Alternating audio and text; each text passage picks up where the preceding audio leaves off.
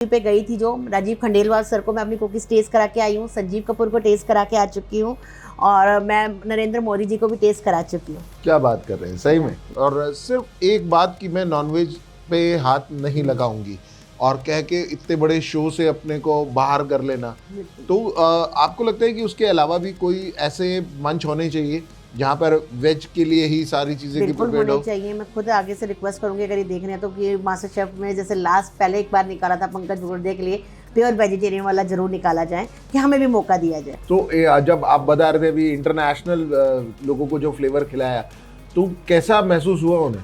मिर्ची के लड्डू वाला खास मिर्ची के लड्डू तो उनको शॉक्ड हो गए थे, उन्होंने पहले खाया सब कुछ है, पहले तो उनको स्वीटनेस वाला टेस्ट आया, लास्ट में जब खाने के बाद उनको हल्का सा टेंगी सा लगा, उनको समझ नहीं आया, उन्होंने मुझसे पूछा कि क्या है था ये, तो मैंने बताया कि हरी मिर्च के लड्डू हैं। शॉक किए, क्या कह दिया आपने, हरी मिर्च के लड्डू कैसे आपने बना दिए? तो ये जो चाट बनाने का इसमें कुछ ऐसे मसाले जो सीक्रेट मसाले कहते हैं, ये सीक्रेट मसालों का राज क्या है? हर जिसके पास भी जिस दुकान में चले जाओ बस सब बातें बता देते हैं, लेकिन यार ये सीक्रेट मसाला कोई नहीं बता। सबसे पहले तो मैं आपसे ये जानना चाहूंगा, आप अंडे को किस कैटेगरी में काउंट करेंगी, वेज और नॉन वेज? तो कहा तो जाता है वो वेज में, लेकिन मैं नॉन वेज में करती हूँ। आप उसे वो नॉन वेज में करेंगे, लेकिन दूध को आप कहते हैं कि नहीं वो वेज में है, तो ये इतना अंतर क्यों? अंडे को आप कह रहे हैं कि वो नॉन वेज है और दूध को आप कह रहे हैं कि वो वेज में है। नमस्कार, स्वागत है आप सभी का हमारे एक और प्यारे से पॉडकास्ट में, जहां पर मैं मिलूंगा एक ऐसी छवि से जो आपके दिल तक पहुंचती है, लेकिन उनका जरिया दिल पे पहुंचने का पेट से होके जाता है। जी हाँ, उनका नाम डिस्क्लोज करने से पहले मैं बता दूं आप सभी को कि हम ये प्रोग्राम आपके लिए लेकर आते हैं sugantha.com के साथ। sugantha.com जो खास आप सबके लिए एक ऐसी वेबसाइट है जिसके जरिए आप अपने लिए टीचर चूज कर सकते हैं, और स्टूडेंट्स सभी अपने लिए टीचर्स जो चूज करेंगे, ऐसा नहीं है कि एक ही तरफ है, यहाँ टीचर्स भी अपने लिए बेस्ट स्टूडेंट भी चूज कर सकते हैं। और अगर आपको लगता है कि आप इससे जुड़ सकते हैं तो उसके लिए आपको जाके www.sugantha.com पे जाना है और अपने आप को रजिस्टर करना है। चलिए, बड़े बड़े शहरों में अक्सर छोटी छोटी बातें होती रहती हैं, ये तो शाहरुख खान ने बोला था, लेकिन अगर उस बड़ी बड़ी बातों में अगर खाली पेट करना पड़े कोई काम तो क्या होता है मेरी जान? तो वहीं पेट भरने की क्षमता माता रानी की कृपा और अन्नपूर्णा की कृपा जिनको मिली है वो हमारे साथ साक्षात यहाँ पर हैं। जी हाँ, लता जी, लता कपूर हमारे साथ हैं, जिसे कहते हैं कि कर अपने को बुलंद इतना कि दुनिया तुझसे पूछे कि बता तेरी रजा क्या है। तो ये अंदाज़े बयां के साथ मैं वेलकम करता हूं मैम आपका अपने शो में, जहां पर हम टिकटॉक छोटी छोटी बातें करेंगे, प्यार, मोहब्बत, इश्क और पेट से रिलेटेड। क्यों कहते हैं प्यार जब होता है किसी को, खाली पेट भजन ना हो, प्यार ना हो, क्या कहेंगे आप? बिल्कुल, अगर पेट भरा है तो भजन भी अच्छा होगा और बातें भी अच्छी निकलेंगी। बातें भी अच्छी निकलेंगी। ये जो जिंदगी का फलसफा धीरे धीरे मुड़ा, उसकी शुरुआत जो फलसफे की स्टार्टिंग दौर पे थी, जब आप अपने कहते हैं ना फुल ऑफ मूड में अपनी यंग जनरेशन्स में थे, तब कैसे ये रुझान हुआ कि खाने की तरफ, एक मॉडलिंग से स्टार्ट करके और आप पहुंच गए खाने की दुनिया में? वही जैसे आपने कहा है, हमेशा पेट से होके जाता है रास्ता, तो वही चीज़ था। मेरी फैमिली थी फूडी और मुझे था कि मुझे सबको करना है इम्प्रेस। एक बहू को रहता है बेस्ट बहू बनना है, तो वही चीज़ मेरे साथ रही। बेस्ट बहू बनने के लिए मुझे था कि खाना तो बनाना मुझे सीखना पड़ेगा, और खाना बनाना मैंने अपने फादर इन लॉ से सीखा। लेकिन आज जो कुछ भी हूँ फादर इन लॉ की वजह से हूँ, और इतने सारा मैंने खाना, ऐसा मैं कहूँ तो खाना मैंने बहुत तरीके का बनाया है और खाना मेरा पैशन है। मुझे हर जगह खाना खाना दिखता है, हर जगह खाना खाना दिखता है। मैं बता दूं कि हमारे साथ जो मैम है, उन्हें आपने सोनी एंटरटेनमेंट पे भी देखा है, स्टार प्लस पे भी देखा है, और बड़े बड़े लोगों के साथ खाना बनाते हुए मास्टर शेफ की दुनिया में एंटर करते हुए देखा है। तो ये जो अलग अलग राउंड्स होते हैं खाने के, तो क्या आप अपने घर से ये चीज़ें बना के ले जाते हैं या वहीं ऑन द स्पॉट आपको सारी चीज़ें प्रोवाइड की जाती हैं? हमें ऑन द स्पॉट कराया जाता है। On the spot. तो ये जो जितना भी प्रोडक्शन का खर्चा होता है बनाने का, और वहाँ पे जो मैं देखता हूँ अलग अलग डिशेस होती हैं, ये सारा खर्चा प्रोडक्शन वाले करते हैं? प्रोडक्शन वाले ही करते हैं। अच्छा, तो और सब कुछ आपको रेडीमेड कुछ नहीं मिलता? बिल्कुल भी नहीं, सब कुछ रॉ मिलता है, और हमें मिस्ट्री बॉक्स भी कई बार मिलता है। मिस्ट्री बॉक्स में क्या मिल जाए वो हमें नहीं पता होता, और उस टाइम पे ये होता है कि चीज़ हमारे को सामने फोकस रखनी, आई एम बेस्ट, बस एक फोकस रखो, मैं बेस्ट हूँ, मैं अच्छा कर सकती हूँ। तो वही चीज़ दिमाग में लेना है कि क्या कर सकते हैं। इंग्रेडिएंट्स का खेलना मुझे बहुत पसंद है। क्या बात है। और स्पाइसेस? वही इंग्रेडिएंट स्पाइसेस खेलना, तो मैं कह रही हूँ स्पाइसेस तो मेरे को ऐसा है, मैं कहूँ कि अगर आप मेरे को मतलब एक हल्की सी स्मेल से भी कह दो ना ये कौन सा स्पाइसेस है तो मैं कर लूँगी। मैं इतना स्पाइसेस का खेली हूँ कि अब मैं आँख मीच के भी बता सकती हूँ ये वो स्पाइसेस है। अच्छा, तो एक रैपिड फायर राउंड हम आपको मिर्ची विर्ची कुछ अगर बताएं तो बता देंगे। बता आपकी ये कश्मीरी मिर्च है या फिर वो नॉर्मल देगी मिर्च है, राजस्थान की मिर्च है, बिल्कुल या फिर वो शिमला की बहुत ही कड़क जिसे रोहू मिर्च बोलते हैं वैसी है? सब अलग अलग टेस्ट आप बता दूंगी बिना खाए? या बिना खाए? ये तो गॉड गिफ्ट हो गया। नहीं, बिना खाए ये एक्चुअली में गॉड गिफ्ट। जब ना इस लाइन में आओ ना, सबसे पहले ये नहीं है कि खाना बनाना है, इंग्रेडिएंट्स को समझना भी बहुत ज़रूरी है। हर एक इंग्रेडिएंट्स को, हर एक स्पाइसेस को समझना बहुत ज़रूरी है, तभी आप लोग कर सकते हो। देखो खाना हर लेडीज़ बना लेती है और आजकल जेंट्स भी बना लेते हैं, सबको पता है ये नमक है, ये मिर्च है, ये हल्दी है, सब कुछ, लेकिन किस पोजीशन में कब डालना है ये चीज़ की थोड़ी नॉलेज होनी बहुत ज़रूरी है। मैं आपसे एक जानकारी लेना चाहूँगा कि ये जो नमक नमक नमक नमक होता है, जो नमक है वो सब्जी में बनाते वक्त कब डालना चाहिए? क्योंकि मेरी घरवाली भी काफ़ी परेशान हो जाती है जब मैं कुछ बना के लाता हूँ, कहती है नमक कम है। ये नमक कम क्यों होता है हमेशा? देखो नमक अपने अपने हाथ के ऊपर होता है ये तो, और नमक हमारे को हमेशा जब भी आप ग्रेवी बनाए, आप टमाटो प्यूरी डालें, इमीडिएटली आप अगर नमक डालेंगे तो वो क्या है कि पूरी ग्रेवी में अच्छा सा फ्लेवर दे देगा। तो हमेशा टमाटर डालते हैं आप जब भी कोई ग्रेवी बनाते हैं तो उसमें आप नमक आप उस पोजीशन पे डालें ताकि टमाटर भी हमारे सॉफ्ट हो जाएं, और दूसरा वो सारे फ्लेवर्स ले ले, क्योंकि एक नमक जो है वो मेन इंग्रेडिएंट्स होता है, वही फ्लेवर्स को उठाता है और वही दबा देता है। अच्छा, तो यही चीज़ का थोड़ा सा रहता है। और जो ये उसमें गरम मसाला कहते हैं कि एक चुटकी से ज़्यादा नहीं डालना चाहिए? गरम मसाले का अपना फ्लेवर होता है, गरम जो है वो टेंगी थोड़ा सा होता है, थोड़ा सा खुशबू के लिए होता है वो, लेकिन जो मेन स्वाद होता है वो तो नमक का ही होता है। नमक के बिना आप खाना नहीं खा सकते। जी हाँ, नमक के बगैर खाना नहीं खा सकते आप मैं कहूँगी गरम मसाले के बिना खाना खा लेंगे, लेकिन नमक के बिना नहीं खा सकते ऐसा। लेकिन जब हम बात करते हैं कुछ कुक करने की, तो कुछ चीज़ें ऐसी हैं जो बहुत जल्दी कुक हो जाती हैं और कुछ होती हैं बहुत टाइम लेती हैं। तो कौन सी ऐसी डिश है जो बहुत ज़्यादा आपको पसंद है अपने दिल से, जो आप बहुत बढ़िया बनाती हैं? मैं कहूँगी तो मैं दाल मखनी बहुत अच्छी बनाती हूँ। दाल मखनी? हाँ, बट पेशेंस का काम है, उसको बहुत आराम से बनाई जाती है। और जो मेरी को लगता है कि सभी को, मेरे जितनों को भी खिलाया है, अभी मैंने सानिया पायलट के वहाँ पे भी केटरिंग की थी तो उनके मुँह से एक ही निकल रहा था, वाओ। पायलट परिवार की बात हो रही है यहाँ पर, है ना? तो ये जब वीआईपी एजेंडा पे जाते हैं हम लोग, नेताओं के पास पहुँचती है खबर कि भाई इनके हाथ का खाना खाना है, तो यहाँ कहीं कुछ ऐसा नहीं लगता आपको कि कुछ उनकी डिमांड्स होती होगी आपसे कि थोड़ा स्पाइसी बना दीजिए, थोड़ा सा ऐसा कर दीजिए या वैसा? बिल्कुल चेंजेस होती है। मैं पहले बोलती हूँ, पहले मेरे हाथ का जो मुझे टेस्ट कराना है वो पहले आप मेरा टेस्ट कीजिए। पहले मैं अपने तरीके से कराऊंगी, उसके बाद में आपके जो होगा वो मैं जो भी इसमें चेंजेस करने वो मैं करूँगी। लेकिन ऑलमोस्ट मैं कहूँगी बहुत ही कम रेयर हुआ है कि किसी ने चेंजेस कहा हो, क्योंकि अब मैं दाल मखनी की बात करूँ, दाल मखनी थोड़ी स्वीट होती है। अब मुझे वहीं पर एक केटरिंग में किसी ने बोला कि मैम दाल मखनी थोड़ी तीखी बना दो। मैं कहा जी मैं पहले अपनी तरीके से बनाऊंगी, उसके बाद आप जो कहोगे वो बनाऊंगी, दोनों मैं आपके सामने रखूंगी, आपको देखना है आपने क्या आपको पसंद आता है। तो उसके बाद उन्होंने दोनों सामने रखी है, उन्होंने खुद ही कहा कि नहीं मैम यू आर राइट, जिसका जो फ्लेवर है वो वही है। जब अगर उसमें दाल मखनी में थोड़ा स्वीटनेस फ्लेवर अच्छा लगता है तो वही अच्छा लगेगा। अब जैसे बैंक्वेट्स वगैरह में हम जाते हैं, वहाँ पर इतनी सारी वैरायटी होती है, यहाँ तक कि दालों की भी अलग अलग वैरायटीज़ हमें को बड़े बड़े बैंक्वेट्स में देखने को मिलती है, या फिर हम 5 स्टार्स में जाते हैं, बड़े होटल्स में जाते हैं, वहाँ पे भी 3 या 4 तरह की वैरायटीज़ होती हैं।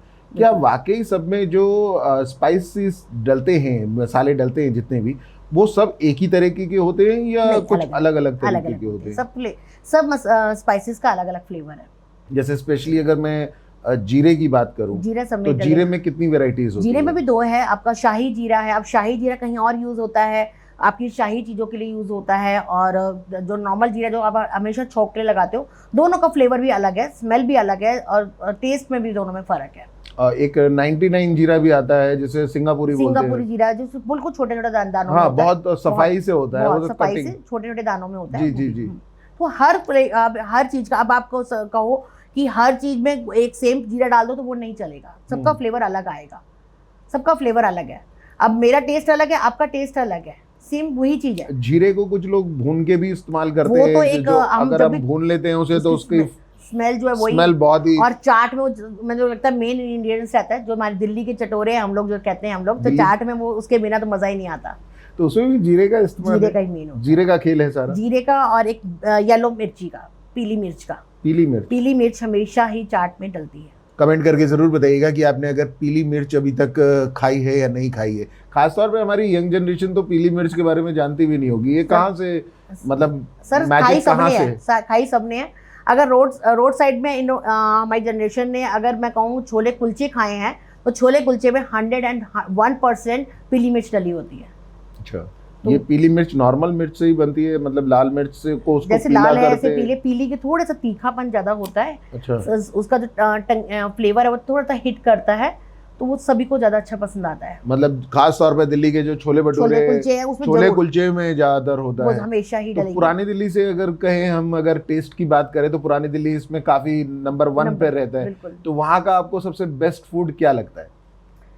मुझे वहाँ की तो मैं कहूँ कोई चीज ऐसी है ही नहीं जो मैं कहूँ नहीं अच्छी लगती। कोई नंबर 5 रैंकिंग में अगर आपको कहें कि 5 ऐसे आइटम मुझे बताइए। एक्चुअली में वहाँ के जो जैन वाले की वो जो है ना, और गली में उसकी टिक्की वगैरह मिलती है, जो जब हम मेट्रो से बाहर निकलते हैं, जैन आई थिंक, उसके मुझे उसकी टिक्की बहुत ज़्यादा पसंद है।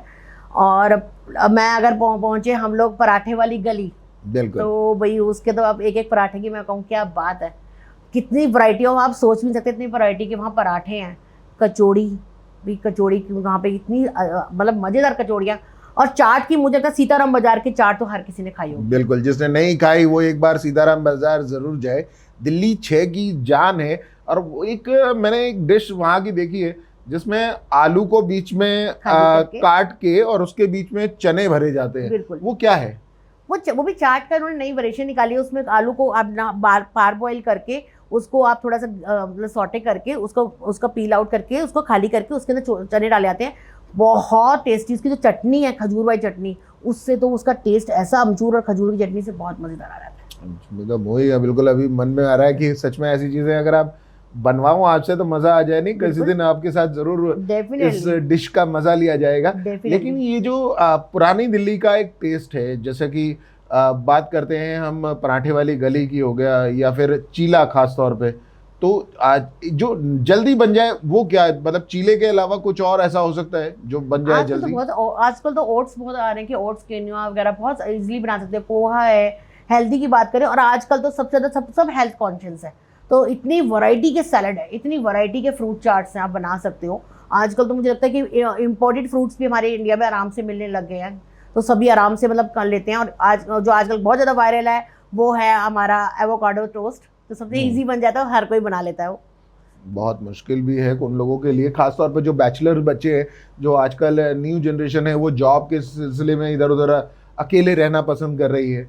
तो वो इंस्टेंट फूड अगर कुछ हेल्थी फूड बनाना चाहे तो आपके हिसाब से कौन सी ऐसी डिश है जो बहुत इजीली बन जाएगी? देखो इजीली बहुत सारी, अगर ये प्रिपरेशन पहले करके रख ले, प्रीमिक्सेस बना के रख लें, क्योंकि अब रेडीमेड में जो होता है वो प्रिजर्वेटिव्स, एमएनसी होता है, सब कुछ है उसमें, केमिकल्स होते हैं। अगर आप वीक में एक दिन निकाल के अपने लिए प्रीमिक्सेस बना लें, जैसे चीले का प्रीमिक्सेस है और हमारा ओट्स का प्रीमिक्स है, रोस्टेड मखाना है, सबसे बेस्ट है वो तो हर कोई कर सकता है। रोस्टेड मखाना है, रोस्टेड चना है, इसको आप हमेशा अपनी डाइट में भी इंक्लूड करो, अपने साथ में रखो भी, कभी भी आपको मंचिंग का मन करे या भूख लगे तो आप वो खा सकते हो। मखाने की कितनी वैरायटीज आप यूज करते हैं? वैसे मखाने में 3-4 जो वैरायटीज आती है अलग अलग, इसमें बेस्ट वैरायटी कौन सी होती है आपके हिसाब से? मेरे को जो सबसे ज़्यादा पसंद है वो ट्रिपल के है। ओके, ट्रिपल के का मखाना मुझे बहुत पसंद है। ओके, नंबर्स के अकॉर्डिंगली भी चलते हैं मखाने में, 5 नंबर 6 नंबर ऐसा भी होता है? हाँ, जब आप लेने जाते हैं? बिल्कुल, मेरे जो मैं कहूँगी, आपने कभी अगर ट्राई करा है तो आप 15 नंबर के जो आते हैं, 15 नंबर वालों के, उनके मखाने बहुत बढ़िया, बहुत बढ़िया। तो हम बात कर रहे थे मखानों की, तो क्या मखानों से कोई डिश आज की यंग जनरेशन जो अकेले रहते हैं बहुत ज़्यादा, या फिर कहते हैं कि जॉब में हो, टाइम नहीं है, तो मखानों से क्या कुछ बढ़िया सी डिश बन सकती है? देखिए, मखाने को स्नैक्स में ले सकते हो। मखाने से स्मूदी बहुत अच्छी बनती है, वो आपके लिए हेल्थ के लिए भी बहुत अच्छी है, आपकी स्टमक को भी फुल करेगी। सुबह अब सब, मुझे पता है सभी ने कॉलेज जाना है, किसी ने स्कूल जाना है, जो बैचलर है उन सब के लिए बहुत अच्छा है कि स्मूदी आप दही के अंदर रोस्टेड मखाना डाल के आप उसको लो, काफ़ी सारे तरीके से स्नैक्स के तौर पे ले सकते हो। आजकल तो मखाने बाइंडिंग एजेंट बन चुका है, तो आप टिक्की बना सकते हो। बहुत सारी चीज़ें हैं जो आप मखाने के साथ किसी भी रूप में ले सकते हो। और यहाँ तक कि आप जैसे आप लोग सोयाबीन का बनाते हैं, सोयाबीन बनाते हैं, उसी तरीके से आप मखाने की को भी ग्रेवी के साथ ले सकते हैं और वो एंजॉय कर सकते हैं। मखाना जो है कैल्शियम का सबसे अच्छा सॉस है। भाई गॉड, मुझे एक आपसे शेयर करने में भी बड़ा मज़ा आ रहा है इस बात को। मुझे याद आ गया, मखाने के साथ जो है जो आपका बेसन की होती है, ऐसे लड़ी सी बनती है, सेवियां टाइप जैसे होती है, तो उसे सेवी बोलते हैं मेरे ख्याल से। सेव बोलते हैं, सेव राइट। गुजरात में सेव चलती है। एक सेव वाली बात याद आ रही है मेरे को। तो वो सेव की सब्जी कैसे बनती है वो, और उसमें दूध डलता है, दूध की सब्जी बनती है और सेव भी डलता है उसके अंदर। बिल्कुल। उसकी क्या टेक्निक क्या है? तो सर आप सेव की बात कर ही रहे हैं, तो आज आपको एक स्टोरी बताती हूँ। अभी कहीं हम लोग कहीं से घूम के आ रहे थे और आज़ादपुर वाले जो रोड होते हैं ना, वहाँ से निकल रहे थे, अंदर की तरफ हुए, तो वहाँ पे ना एक मैंने देखा इतना रश। मैं पहले सोचा पता नहीं क्या हो गया, और जब मेरे हस्बैंड ने बोला कि ये रश तुझे पता है क्यों लगा हुआ है, तो मैं कहा नहीं। मैंने कहा यहाँ पे कुछ सस्ता बिक रहा है, या तो आलू प्याज सस्ते बिक रहे हैं। कहते नहीं, यहाँ पर ना एक ना भैया एक है जो बहुत अच्छी सेव की सब्जी बनाते हैं, वो भी दूध में। आई एम शॉक्ड कि ऐसा। तो मैंने कहा मुझे भी टेस्ट करनी है, चलो। तो मैंने जब वहाँ जाके देखा, सच में मतलब इतनी भीड़, और ट्रक वाले खड़े हुए हैं, और वो उनका ना एक पुराना सा स्टाइलिश वो या कोई बड़े उस तरीके से नहीं बने हुए थे कि पतीले या फैंसी पतीले या फैंसी कोई डेकोरेशन, कुछ नहीं, सिंपल थी। उन्होंने एक थैला टांग रखा था, वहाँ से सेब उठाते थे और ग्रेवी जो दूध की बनी होती थी, दूध और मसालों के साथ में जो हम नॉर्मली ग्रेवी बनाते हैं उसमें डालते थे और अच्छे से बना कर दे रहे थे। जब मैंने उसको टेस्ट किया ना, सच्ची बता रही हूँ आपको, मैं बोलूँ तो 5 स्टार की जो सब्जी है ना, वो भी फेल थी इसके आगे। क्या बात है। और खास तौर पे जब दूध और ऊपर से उसे थोड़ा सजाया जाता होगा, तो पनीर के साथ उन्होंने कद्दूकस करके सजा के दिया था और मजा आ गया, जिसको कहते हैं ना, पनीर से कद्दूकस करके ग्रेवी बनाई उन्होंने दूध और इसकी मटर प्याज की। उसके बाद अपनी वो थैले से निकाला उन्होंने, सेब डाली, उसके ऊपर कद्दूकस करा हुआ पनीर, और जो चपाती के साथ खाने में मजा आया था ना, मैं कह रही हूँ किसी 5 स्टार से कम नहीं थी वो सब्जी। क्या बात है। तो अब मैं भी लगता है आज़ादपुर में जाके वो इसको सर्च करना पड़ेगा, या फिर आज़ादपुर में अगर आप रहते हैं तो आप ज़रूर जाके देखिएगा, दिल्ली के आज़ादपुर में, जहाँ पर मैम ने बताया कि ऐसी एक सेब की सब्जी भी बनाई जाती है। लेकिन जब इतनी सारी वैरायटीज़ आप देखते हो, तो कई बार ऐसा नहीं होता कि खाने की टेबल आपके सामने लगी हो और आपका मन करे कि यार अब तो इसको देख के ही पेट भर गया? होता है, क्यों नहीं होता है? बिल्कुल होता है। बनाने वाला मुझे लगता है कोई खा ही नहीं पाता, जो बनाता है उसका खुशबू से, स्मेल से, और ना जब बनाने के बाद उसको संतुष्टि मिलती है, सामने वाला बोलते हैं ना वाह क्या बना है, तो ऑटोमेटिकली जो बनाने वाला है ना उसका पेट भर जाता है। ये कहावतें सही हैं। बिल्कुल बिल्कुल बिल्कुल। और बात कर रहे थे अमूल के बारे में, जब पनीर, दूध और क्रीम की बात चली, तो अमूल से आपका संबंध कैसे हुआ? अमूल का से संबंध तो मेरा कोविड टाइम में हुआ। कोविड में सब घर पे बैठे थे, तो मैंने भी ऐसे देखा, एक बार कॉल कर रही थी कि अमूल भाई लाइव सेशंस करवाते हैं होम कुक के, तो मैंने भी 2-3 होम कुक 1-2 लाइव सेशंस करे। इसके लिए मतलब होम कुक कराते हैं, मतलब इसका पूरा थोड़ा अपनी रेसिपी करेंगे? हाँ, वो एक्चुअली में क्या है कि जब कोविड का टाइम था, टाइम तो पास करना ही था, तो सबसे पहला एक अमूल को क्या फायदा है इससे? अमूल को यार, उनको उनके पेज पे व्यूज आ रहे हैं, सब कुछ नई रेसिपीज मिल रही है, उनके प्रोडक्ट्स का प्रमोशन हो रहा है, वो सब कुछ था। मतलब वो सब यूज होता है उसमें? हाँ, जितने भी आप अमूल के प्रोडक्ट आप यूज कर रहे हो वो दिखाने हैं, और अमूल का मतलब आपने प्रोडक्ट भी यूज अमूल के ही करने हैं। फर्स्ट तो अमूल को ये हुआ कि अमूल की सेल हुई बड़ी, सेकेंडली रेसिपी मिली उसको, थर्ड उनका यार एक फेसबुक पे एक अपना, मैं कह रही हूँ आज वर्ल्ड का आप सर्च मारे, सबसे बड़ा लार्जेस्ट लाइव सेशन चल रहा है जो कोविड से चलता आ रहा है, अभी भी होता है। और आजकल तो ये अलग अलग स्टेट्स पे भी हो गया, मतलब लैंग्वेज वाइज भी हो गया, जैसे पंजाबी स्टेट्स का अलग होता है, हिंदी का अलग, सिंधियों का अलग, गुजराती अलग। तो क्योंकि होम कुक ना एक साथ जुड़ गई थी इतनी सारी कोविड के टाइम पर, तो एक साथ में कम से कम भी डेली के 30 to 40 लाइव सेशंस होते हैं अमूल के, हर अलग अलग पेज पे होते हैं, सिंधी वाले में, पंजाबी वाले में। तो उस टाइम में मैंने भी करा ऐसे ही, करने के बाद उनको मेरी थोड़ी पसंद आया। उसके बाद में उसी टाइम पे कोविड के टाइम पे एक आया था, हमारा ग्रुप भी बन गया काफ़ी सारा, मेरी एक कम्युनिटी बन गई। तो उस टाइम पे एक वुमेंस डे आया था, वुमेंस डे पे ना मैंने 100 वुमेंस को एक साथ होम कुक की एक कम्युनिटी बनाई थी, और हम सब ने एक साथ कुक किया था। ये चीज़ ना मेरे अमूल वालों को बहुत ज़्यादा पसंद आ गई और उन्होंने मुझे फिर अप्रोच किया कि मैम ऐसे ऐसे हमारे इवेंट्स होते हैं सारे, आहार वगैरह सब कुछ, तो आप हमारा करिए। तो मैंने वहाँ पर वहाँ पे मैंने पूरा स्टॉल संभालती थी मैं। और अप्रॉक्स की बात करूँ तो मैं कम से कम 30 to 40 kg राइस ये सब कुछ डेली बना के जाती थी वहाँ पर टेस्टिंग के लिए। तो इतना मतलब मेरे साथ में। उसके बाद अमूल ने मुझे इतना ज़्यादा सपोर्ट करा, मैंने एक पहले भी रिकॉर्ड बनाया है अभी last year, Indian book of record, जिसमें अमूल ने मुझे पूरा का पूरा घी और जो भी लगना था, मैंने कुकीज़ का रिकॉर्ड बनाया जिसमें मैंने 685 कुकीज़ बनाई है, 1484 फ्लेवर्स एंड 6 मिनट्स, जो कि देहरादून में बना था, जिसमें मेरे को मेरी माया कम्युनिटी ने पूरा और अमूल ने पूरा साथ दिया था मेरा। फायदा तो देहरादून वालों को हो गया होगा। हाँ हुआ, लेकिन मेरा ड्रीम पूरा हुआ। अच्छा, वो हमें नहीं मिलेगा, मतलब उसमें से कुछ भी एक बिस्किट तो मिलना चाहिए था ना, कम से कम वो बिस्किट। और अच्छा ये भी चीज़ देखी मैंने, हम लोग जो बनाते हैं ना, ये बिस्किट वेस्ट नहीं जानी चाहिए, ये चीज़ भी हमारी रिकॉर्ड में जाती है। तो वो सारे के सारे जो बिस्किट्स हमने बनाकर हमने जेलर जो आए थे उनको दिए थे, वहाँ पे सारे की सारी बांट दी गई थी। जो जितने भी वहाँ पे हमारी जेलर में जितने भी हमारे होते हैं उन सब स्टाफ्स को बांटी गई थी, कैदियों को बांटी गई थी वो। और उसके बाद में मेरे को खुद वहाँ गवर्नर ने भी मुझे बुलाया था, देहरादून के गवर्नर ने मुझे अवार्ड भी दिया था उस बात को लेकर कि एक तो आपने मतलब 6 मिनट्स पे आज तक कभी 6 मिनट्स जो हैं आज तक कभी इकट्ठी कुकीज़ नहीं बनी।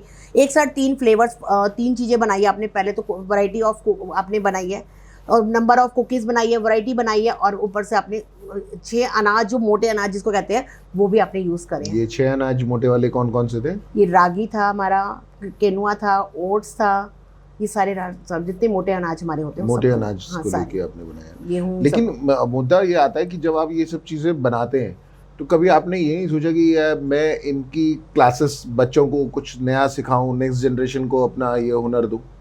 मैंने सोचा था, क्लासेस भी स्टार्ट की थी थोड़ी बहुत, लेकिन इतनी मेरे को नहीं मिल पाया जो मैं चाहती थी, क्योंकि आजकल यूट्यूब पे मतलब सबको पता है क्या लगता है कि यूट्यूब पे सब कुछ भरा पड़ा है। नहीं ऐसा लेकिन लोगों को ये नहीं पता यूट्यूब पे सब कुछ नहीं मिल सकता। जो तुम हैंड्स ऑन क्लास कर सकते हो वो यूट्यूब से नहीं सीख सकते। लेकिन अब ये है, लेकिन काफ़ी सारी अभी कुकीज़ बना रही हूँ।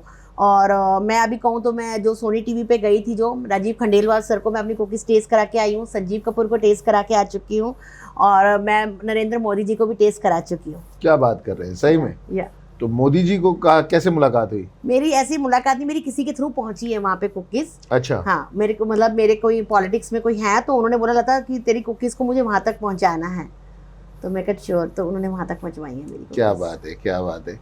ये जब टेस्ट जब ऑल ओवर इंडिया तक पहुँचता है, सब आपकी तारीफ करते हैं, तब आपको आपके परिवार से जो सपोर्ट मिला, थोड़ा इस विषय पे बताइए कि कितना सपोर्ट रहता है? परिवार की बात करूं, मुझे अपने हस्बैंड और बच्चों से तो पूरा सपोर्ट मिला, बाकी किसी से सपोर्ट नहीं मिला। सबको लगा ये खाना ही तो बनाती है, करती क्या है, दिन भर सबके माइंड में यही आता है, एक दिन भर खाना ही तो बनता है, ये बिल्कुल। सब कुछ करती क्या है, इसमें क्या काम है, बड़ा काम क्या करा इसने। जब मैं इंडियन बुक रिकॉर्ड बना के आई थी, सबने कहा ये क्या है, इससे क्या होगा, पैसा तो ना मिला है। पैसा ही हर चीज़ नहीं होती ना। जो मुझे वहाँ मान सम्मान मिला और जो मेरे को सामने वाले अरे आपने ये करा है, जब एक सेलिब्रिटी वाली फील आई ना, तो लगा यार कुछ तो है। नहीं वाकई जब कहते हैं कि जो लोग खुद अपने आप को फील करते हैं वही दूसरे को फील भी कराने की पावर भी रखते हैं। बिल्कुल। और अचीवमेंट की बात करें तो आपने जो अचीवमेंट खाना बनाने के तौर पे किया, वो शायद वो लोग कभी सपने में भी नहीं कर पाएंगे, है ना। तो कुछ लोगों में होता है ये लाइफ में, आपको लगता है कि जलस फील करते हैं? बहुत करते हैं, बहुत लोगों ने गिराया भी मुझे, बहुत बार डिमोटिवेट भी करा मुझे, लेकिन उसके बाद मेरी स्ट्रेंथ जो है वो मेरे हस्बैंड और मेरे बच्चे हैं। मुझे वही बोला गया कि वो सामने वाला कहेगा तो तुम। एक दौर था जब आप मॉडलिंग की दुनिया में आना चाहते थे? बिल्कुल, शादी से पहले मैं मॉडलिंग का पूरा करती भी थी और फैशन डिज़ाइनर भी थी, और मेरा ड्रीम था, सच बताऊं तो बहुत ड्रीम था कि मैं मॉडलिंग करूं। और उस टाइम पे मैं ऋतु बेरी कंपनी के साथ में थोड़ा सा एसोसिएट भी थी, उनके साथ में काम भी कर रही थी, थोड़ा सीख भी रही थी। तो उस बीच में मेरी शादी का एकदम मेरे फादर को हार्ट अटैक आता और मेरे को एकदम बोला जाता है कि जल्दी शादी कर लो। तब मुझे ये था कि शादी के लिए जो लड़का था वो मुझे बिल्कुल पसंद नहीं था, सच्ची बताऊं। क्या बात कर रहे हैं? तो मेरे ड्रीम थे, फिर मुझे तो लगा कि यार ये तो मेरे सपने पूरे नहीं होने देगा। तो फिर मैंने बोला कि मैं एक बारी मिलूंगी। फिर मैंने अपने हस्बैंड को अपने ड्रीम बताया, तो उन्होंने कहा था ठीक है मैं कोशिश करूंगा। मैं कहा कोशिश नहीं, आपको अपने ऊपर लेकर ये बात करनी है कि मेरे ड्रीम पूरे करने हैं, आपको अपने ऊपर लेना है कि मैं चाहता हूँ। मेरे हस्बैंड ने कहा ठीक है। और शादी मेरी विद इन मतलब 1 मंथ में शादी भी हो गई थी हमारी, सिंपली शादी हुई। शादी के बाद में हस्बैंड ने बहुत कोशिश की अपनी फैमिली को मनाने की, सब कुछ की मॉडलिंग करने दो, लेकिन वो नहीं माने। वो अब वो भी थे ठीक है कि अपनी जगह पे ठीक थे, उन्होंने बहुत कोशिश करी। उसके बाद ये दौर मतलब 2002 का 2002 में, भैया। तब तो काफी एडवांस सोच रखते होंगे फिर घर वाले। लेकिन वो पढ़े लिखे होके मैं कहूँगी ना वो चीज़ थे नहीं, उन्होंने कहा नहीं हमारे नहीं करते हैं मॉडलिंग या कुछ भी है, तो उन्होंने मना करा। ठीक है, फिर सब सोचा ठीक है, अब जब यही चीज़ जब ये खाना बनाना ये सब कुछ यही मेरा सब कुछ रह गया, तो इसी में कुछ ना क्यों ना करा जाए। मतलब रास्ता आपने फिर सक्सेस का ढूंढना शुरू किया अपने घर परिवार और खाने से, वहां से शुरुआत मुझे था मुझे इंडिपेंडेंट और कुछ तो करके दिखाना है। अगर ये नहीं कर सकती तो ये तो कर सकती हूँ। खाना बनाना आप लोगों को पसंद है, खाना खाना पसंद है, तो मैं इसी को पैशन को आगे क्यों ना बढ़ाऊं अपने, तो मैंने इसी को आगे बढ़ाया। फिर तो धीरे धीरे मतलब आप उस पड़ाव पे आते गए। और ये पहला मौका आपको कैसे मिला? पहला मौका क्रेडिट गोज टू मेरे फादर इन लॉ। जब मेरी शादी हुई थी तो मैंने जैसे बताया कि मैं एक मॉडलिंग के उसमें रहती, तो मैंने कभी खाने का जो कुकिंग का सी होता है वो भी नहीं मालूम था। शादी होती है, शाम को मेरे साथ मेरे इन लॉज फैमिली से बोलते हैं भैया दाल मखनी बना दे, मूंग दाल का हलवा बना ले, रोटी बना ले। और उस टाइम पे 2001 में फ़ोन भी नहीं होता था कि हम अपने पेरेंट्स को फ़ोन कर दें, और मुझे दालों की नथिंग नाम भी नहीं मालूम था, सिर्फ मैं कलर से दालों को पहचान। घर में कोई हेल्पर कोई भी नहीं था, कोई भी मतलब ये सारी डिशें आपको बनाने का आदेश दिया गया कि बनाकर ये ले आओ। अच्छा। किचन में जाके खड़ी होती और हस्बैंड अपने फ्रेंड से लगे हुए, कोई सुन नहीं रहा। मेरे माइंड में एक थॉट चल रही थी कि फिल्मों वाली की खाना बनाकर भाई लेकर आएंगे हस्बैंड और खिड़की पे रख देंगे, मुझे लेके जाना है और सर्व करना है। मेरे दिमाग में भाभी जी घर पे याद दिला दिया आपने तो। ये थॉट लेके कोई और आगे खाना सर्व कर दिया करेगा और मेरे को वाह भाई लेनी है। मेरे फादर लोग आए, कहते क्या हुआ? मैं कहा डैडी मुझे खाना बनाना नहीं आता। कहते क्या बात कर रही है? मैं कहा नहीं। फिर डैडी ने कहा ठीक है, मम्मी सब अपने मायके वालों से बिजी थी, मम्मी फादर लो ने हेल्प करी। फिर फादर लो ने कहा चल ठीक है तू ना अब रोटी बना ले। तो मैं कहा आटा गूंदा नहीं आता। उन्होंने आटा गूंदा, कहते रोटी बना ले, चल बेल तो ले। जब मैंने बनाया तो पापा कहते, मेरे फादर लो कहते कौन सी देश का नक्शा तूने बनाया? मैंने कहा कि डैडी मुझे नहीं बनाना आया, कभी मैंने बनाया भी नहीं। उन्होंने मुझे दूध का डोलू का ढक्कन दिया और रोटी पे मार रोटी पे और गोल गोल रोटी खिला सबको। अब मेरी मदर लो टीचर थी, वो 6 बजे निकल जाती थी मॉर्निंग में। फादर लो मेरे सेंटर वाटर में थे, तो पापा 10 o'clock जाते थे। पापा सारा खाना बना के देते मेरे फादर लो। वो ये चाहते थे घर में कलेश ना हो, भाई सास और बहू का कलेश ना हो। तो खाना बना, जब मम्मी आती थी मम्मी कहती वही तो खाना बनाने सीख गई है बनाना। फिर मुझे लगा यार कि मैं कब तक डैडी पे डिपेंड होंगी। मैंने अपने फादर लो को बोला डैडी आप लोग सब चले आते हो, मैं पूरा दिन घर में बोर होती हूँ। कहते क्या करना है? मैं कहा एक छोटा सा कोई छोटे मोटे कोर्स करती हूँ। तो मैंने ग्रेवी कोर्स पहला करा था, ग्रेवी बनाना सीखा था। ग्रेवी बनाने के बाद मैं आपसे वो पूछना चाहता हूँ कि ये ससुर को, शुद्ध हिंदी में बोले तो ससुर को अपने कुक बना दिया पहले तो। बिल्कुल मेरा तो पहला। ये जादू कहाँ से सीखा? और आज की बहुओं को आप कैसे समझाएंगी कि ये मैजिक कैसे कारगर करें कि अपने ससुर से खाना बनवा ले? देखो मैंने कभी भी ना अपने फादर लो को फादर लो समझा ही नहीं। अच्छा। कभी भी नहीं समझा मैंने उन्हें। उनके साथ मैं फ्रेंड भी रही हूँ, ठीक है, उनके साथ मैं घूमी फिरी भी हूँ। जितना मुझे लगता है मैं अपने हस्बैंड के साथ नहीं घूमी उतना मैं अपने फादर लॉ के साथ घूमी हूँ। मैंने ना उनसे एक ही बात, मेरे फादर लॉ ने मेरे को स्टार्टिंग में बात की थी, देख बहू बनना है तो सिर पे पल्लू रख लियो, और अगर बेटी बन के रखना है तो जैसे मेरी बेटी रहती है वैसे तू रहेगी तो फिर ठीक है, और फ्रेंड बन के रहेगी, दिल खोल के जैसे अपने पापा को बताती है वैसे बताएगी सारी चीज़ें। तो मैंने फिर उस टाइम पे अपनी शर्म वरम छोड़ी। ठीक है डैडी, फिर तो जैसे मैं daddy. You are the lucky lady जिसको ऐसे ससुर जी मिले जो वाकई ही अपनी बहू को अपनी बेटी की तरह मान सम्मान देते हैं, प्यार देते हैं। मैं दुनिया में सच बताऊं तो यही चाहता हूं कि ऐसा ही हर पुरुष जो है ऐसा ही सजग रहे कि जब वो ससुर बने तो वो इतना प्यार अपनी बहू को दे जैसे आपको मिला। मेरे को बहुत मिला। मेरे फादर लो का, जब मैं प्रेग्नेंट थी, मेरे फादर लो ने ना, मुझे आज भी याद है, सरोज नगर रहते थे हम लोग। मेरे फादर लो ने एक वो रेडी वाले को बोल रखा था, गोलगप्पे वाले को, भैया तू यहाँ से निकलेगा नहीं जब तक मेरी बहू को तू गोलगप्पे नहीं खिला के जाएगा। आज भी मुझे याद है। और जब मेरे फादर लो ऑफिस से आते थे ना, बैग रखते थे, अब मैं जैसी दरवाजा खोलती थी फादर लोग के हाथ पकड़ती थी, डैडी चलो बाजार कुछ खाने जाना है। जैसे अपने पापा के साथ करती थी वैसे ही मैं उनके साथ करती थी। बात करिए हमने सरोजिनी नगर मार्केट की, तो कैसे भूल सकते हैं वो कॉर्नर वाली दुकान जिसमें टिक्की बहुत सॉलिड मिलती है। याद है आपको बाबू मार्केट के महिंद्रा हलवाई? जी हाँ, हम खाने पीने की बात कर रहे हैं, दिल्ली के अलग अलग टशनी जगहों के बारे में भी बता रहे हैं साथ साथ। तो वहाँ का कुछ खास सरोजिनी नगर का आपको याद हो? टिक्की गोलगप्पे तो महेंद्रा हलवाई की ही मैं ज़्यादातर खाती थी। ओके। और एक कॉर्नर पे डी ब्लॉक के गेट के पास में, हमारे घर के पास में टिक्की गोलगप्पे वाला खड़ा होता है, उसके गोलगप्पे बहुत शौक से खाती हूँ मैं। और एक पीछे ना बॉम्बे डाइन वाली साइड में, वहाँ पर एक, अब तो काफ़ी टाइम से नहीं देख रही मैं, वहाँ पे एक ना लाफिंग बहुत अच्छी मिलती थी।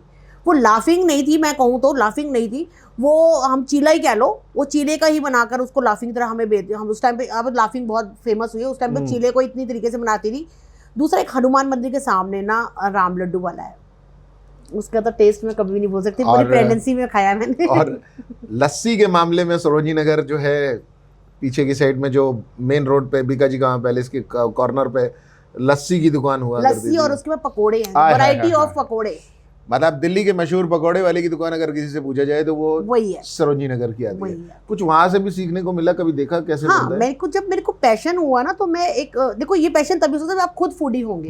तो मैं खुद फूडी थी, मेरी फैमिली फूडी थी। तो चलिए, आज जब मैं आपको बताती हूँ, जो आपने इतना बोला ही है कि पकौड़ों का राज, तो बताऊँ जो इतने फेमस है हमारे सरोजनी नगर के पकौड़े, उसका राज ना मुझे पता है। क्योंकि मुझे जब फूडी एक बन जाता है ना बंदा, तो वो अंदर तक घुसता है। मैंने डेली जाके बस देखना कि वो बनते कैसे हैं, सब कुछ है, वहाँ के कारीगरों से बात करना, मतलब बड़ा पापड़ भी बेले, एकदम तो कोई नहीं बताता। धीरे धीरे रोज जाती थी, फ्रेंडशिप बनाई उनके साथ। उसके बाद मुझे पता लगा वहाँ पर जो वो मसाल, जो हमारे जितने भी आप लोग खाते हैं, हमारे वहाँ पे जितने भी पकौड़े जो वैरायटी ऑफ खाते हैं, उसको 3 से 4 दिन तक ना मैरिनेट करके रखा जाता है। और अगर सडनली मैं आपको कहूँ, नॉर्मली आप आलू काटते हो, थोड़ी देर में काला पड़ जाता है, वो भी खराब हो जाती है, लेकिन वो ऐसे मसालों के साथ, दही के साथ में मैरिनेट करके रखा जाता है। और इस तरीके से उसको स्टोर किया जाता है कि 3 से 4 दिन बाद जब उसके पकोड़े बनाते हो ना, वो स्वाद ना कभी भूल नहीं पाती। मुंह में पानी आ रहा है अभी भी। बारिश के टाइम में वहाँ पे वो जो पकौड़े खाना, और उसके बाद उसके साथ में एक लस्सी की दुकान है जिसका गिलास मेरे ख्याल से एक इंसान नॉर्मली पी नहीं पाता था उस टाइम पे। हम भी नहीं पी पाते थे। आज भी वो दौर है, लेकिन अब उसका रेट वगैरह आप देखें बहुत ज्यादा नहीं हो, मतलब रेट ज्यादा है, लेकिन उसकी मैंने ये चीज देखी है, उसकी प्रिपरेशन, जो प्री प्रिपरेशन होने में टाइम बहुत ज्यादा लगता है।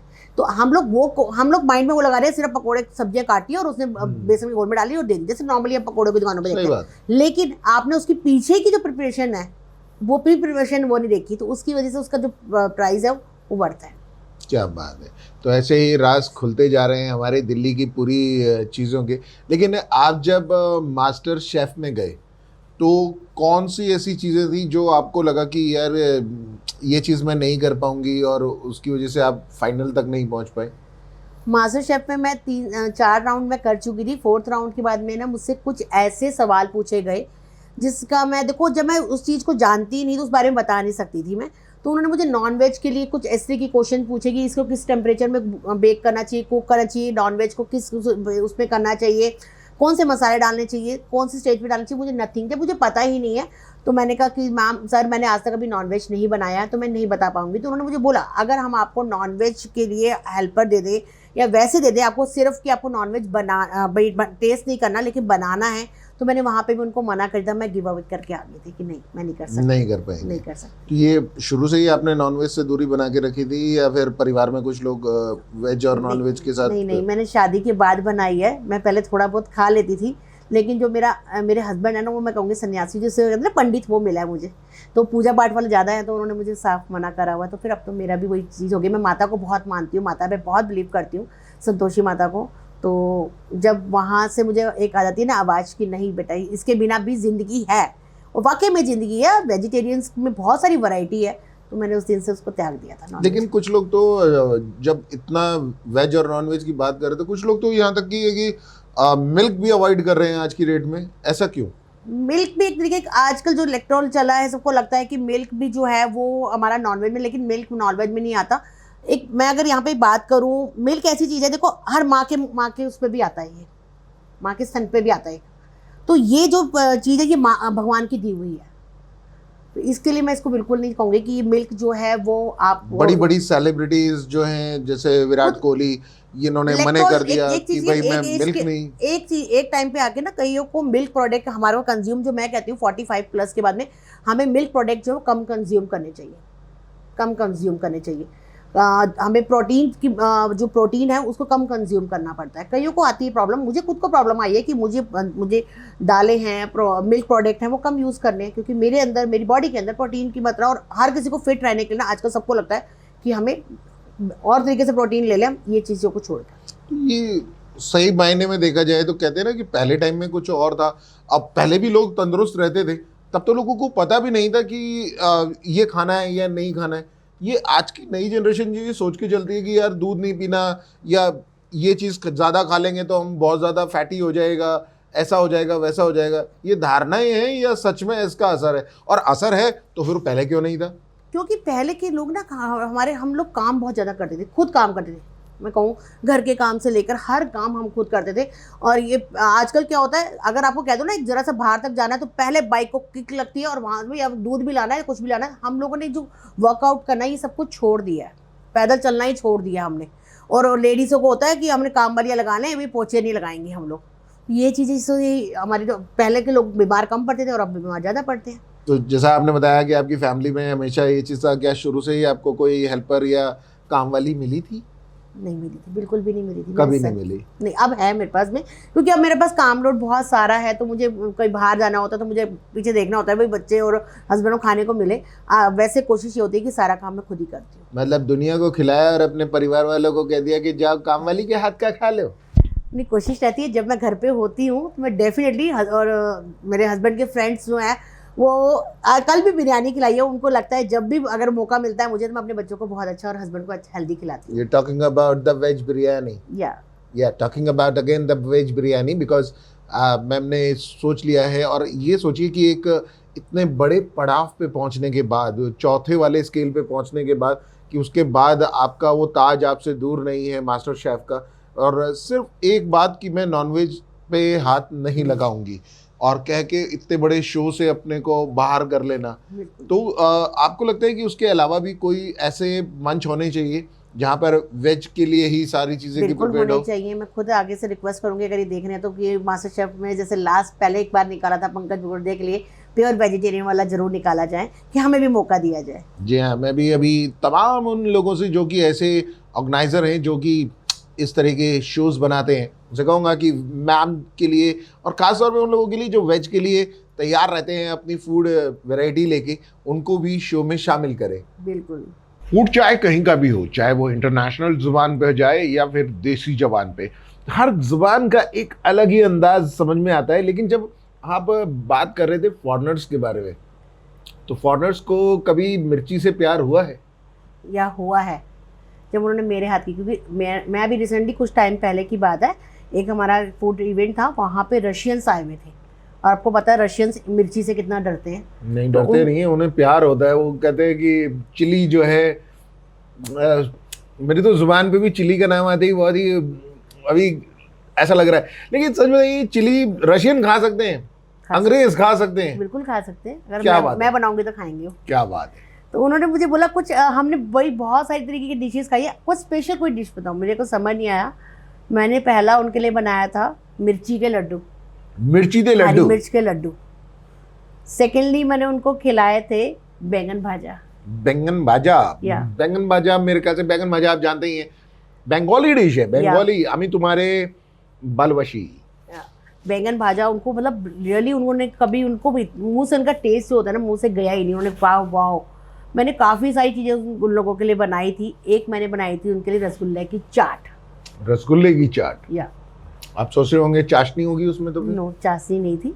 मैंने रसगुल्ले को, नॉर्मल जो हमारे रसगुल्ले होते हैं स्पंज रसगुल्ला, उसका चाशनी मतलब यहाँ पे भी आपने बंगाली रसगुल्ले को इस्तेमाल कर लिया? या मैंने कहा भाई बंगाली को जब बैंगन भाजा लेके आई हूँ तो रसगुल्ले को कैसे भूल सकती हूँ। सही बात है, सही बात है। उनकी मैंने चाट बना के खिलाई थी उनको, बहुत ही अच्छा, मेरे को उन्होंने बहुत अप्रिशिएट किया था। तो ये जो चाट बनाने का, इसमें कुछ ऐसे मसाले जो सीक्रेट मसाले कहते हैं, ये सीक्रेट मसालों का राज क्या है? हर जिसके पास भी, जिस दुकान में चले जाओ, बस सब बातें बता देते हैं, लेकिन यार ये सीक्रेट मसाला कोई नहीं बताता। देखो सीक्रेट मसाला सही बताऊं तो कुछ नहीं होता। मसाले वही सारे हैं, जीरा, पीली मिर्ची और धनिया पाउडर, सब मिर्च, सब ने अपने अपने तरीके से करा हुआ है। ठीक है, अब मैं अगर बोल दूँ, मैंने मुझे अपनी अगर शॉप चलानी है या अपनी रेस्टोरेंट चलाना है तो मैं सीधा बोल दूँगी इसमें सीक्रेट मसाला डाला मैंने, बस सब कुछ वही है। बस एक टेम्परेचर होता है कि इस टेम्परेचर पर रोस्ट करने का।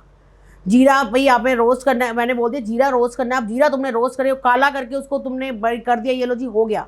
हर चीज़ का, हर उसका इंग्रेडिएंट्स का अपना टेम्परेचर होता है। उस टेम्परेचर से आप कुक करोगे, जब उसको सेकोगे अब तो उससे फ्लेवर अलग ही इनहेंस होंगे।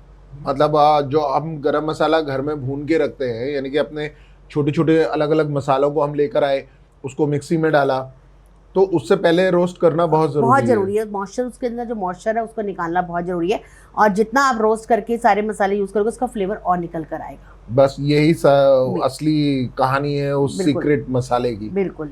तो जब आप बता रहे थे अभी इंटरनेशनल लोगों को जो फ्लेवर खिलाया, तो कैसा महसूस हुआ उन्हें? मिर्ची के लड्डू वाला खास तौर मिर्ची के लड्डू तो उनको शॉक्ड हो गए थे। उन्होंने पहले खाया सब कुछ है, पहले तो उनको स्वीटनेस वाला टेस्ट आया, लास्ट में जब खाने के बाद उनको हल्का सा टेंगी सा लगा, उनको समझ नहीं आया। उन्होंने मुझसे पूछा कि क्या है था ये, तो मैंने बताया कि हरी मिर्च के लड्डू हैं। शॉक्ड कि ये क्या कह दिया आपने, हरी मिर्च के लड्डू कैसे आपने बना दिए?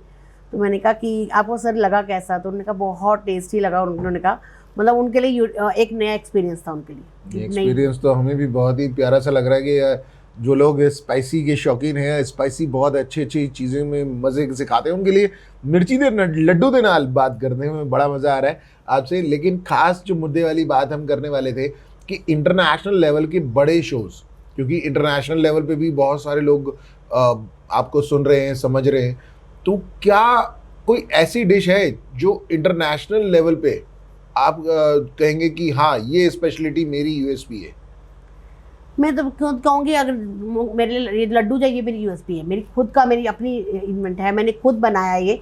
और मैंने बहुत तरीके के आप लोगों ने खाए होंगे, मैंने च्यवनप्राश से केक भी बनाया है। यू मीन अपना जब च्यवनप्राश हम खाते हैं, या एक चम्मच खाने के बाद दूसरा चम्मच निकालने की हिम्मत नहीं होती उस च्यवनप्राश को खाने के बाद कि दूसरा, तीसरा, चौथा, ये कोई मतलब मीठा स्वीट तो इतना होता नहीं है। बिल्कुल। कोविड के टाइम पर आप केक बना लेंगे। बिल्कुल। कोविड के टाइम में जब बोला गया ना कि च्यवनप्राश या ऐसी चीजें खिलाओ, तो बच्चे नहीं खाते थे, समझ नहीं आ रहा था किसी तरीके से तो खिलाना है। तो मैंने उस पर इवेंट किया था, मैंने पूरा उस पर बनाया था, उसका बड़ा मतलब दिमाग लगा कर 2-3 बार रेसिपी मेरी फेल भी हुई। उसके बाद जो रिजल्ट आया, जब फेल होती है कोई रेसिपी तब कैसा महसूस होता है? फिर होता है और करके देखेंगे कभी। हाँ, फैमिली वालों का रिएक्शन होता है, कर दिया खराब, कर दिए इंग्रेडिएंट्स खराब। लेकिन मेरे को होता नहीं, मैं जब तक खुद नहीं निकाल के दिखाऊंगी वो रेसिपी को, फिर उसके बाद में जब वो रिजल्ट, जब घर वाले कोई झूठ तो नहीं बोलते आपसे कि हाँ हाँ बहुत बढ़िया बना है? सबसे मैं कहूँगी मेरे सबसे बड़ी जो जज है ना वो मेरे हस्बैंड है। मैं हस्बैंड से पूछती हूँ पहले, हर चीज़ में उनको टेस्ट कराती हूँ। वो कहते सब मैं ही मिलता हूँ तेरे को, वो मुझे रियल बताते हैं ये कमी है, ये सही है, ये कर सकती है, ये कर सकती है। और जब तक मेरी वो चीज़ पूरी तरह ठीक तो परफेक्ट नहीं बनती, तब तक मैं बनाती हूँ। कभी आपने जैसे कहा कि इंटरनेशनल लेवल पे आपके ऐसे लोगों से मुलाकात हुई जो रशिया से आए थे या बाहर से आए थे, तो कौन सी ऐसी कंट्री का फूड आपको काफ़ी इंटरेस्टिंग लगा देखने में और क्या था? मुझे सबसे थाई फूड बहुत अच्छा लगा। थाई फूड मुझे बहुत पसंद आया। थाई फूड, या वो स्टिकी राइस जो उन्होंने, मतलब एक नॉर्मल राइस को हम नॉर्मल राइस को अपने वो मैंगो के साथ जो उन्होंने कंबाइन करा है ना, मुझे वो टेस्ट सच में बहुत ही मैंगो विद राइस, या राइस जो बनाए जाते हैं वो कोकोनट मिल्क के साथ बनाए जाते हैं वो। और जो वो स्टीम करके राइस, उसका जो मेन प्रोसेस है वो यही होता है कि आपको स्टिकी राइस एक छोटी, अगर हम कहें जो हम लोग चावल का जो हम छोटे दाने, इंडिया में तो हम वैसे लेमन राइस खाते ही हैं। लेमन राइस जैसे हम खाते हैं वो उसको लेमन के साथ बना लिया बस घर में। इसका प्रोसेस बिल्कुल डिफरेंट है।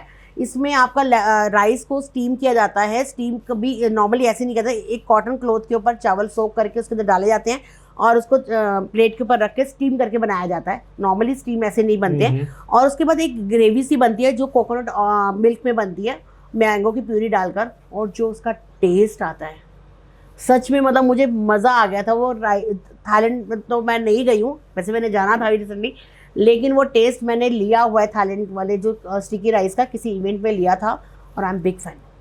अपने आप को इंटरनेशनल लेवल पे कोई एक नेक्स्ट 2 इयर्स में कहाँ देखना चाहती हैं कुकिंग इंडस्ट्री में? मैं, हर किसी का ड्रीम होता है मुझे खुद को एक बार वहाँ पर जो वहाँ का इंटरनेशनल का जो मास्टर शेफ है, मैं वहाँ पे अपने आप को देखना चाहती हूँ। क्या बात है। तो मास्टर शेफ लता कपूर से अगर हम कहें कि आपको अगर एक मौका मिले मोदी जी को चाय पिलाने का, तो आप कौन सी फ्लेवर की चाय उन्हें पिलाना चाहेंगी? मैं चाय पिलाना नहीं, उनको खिलाना चाहूँगी।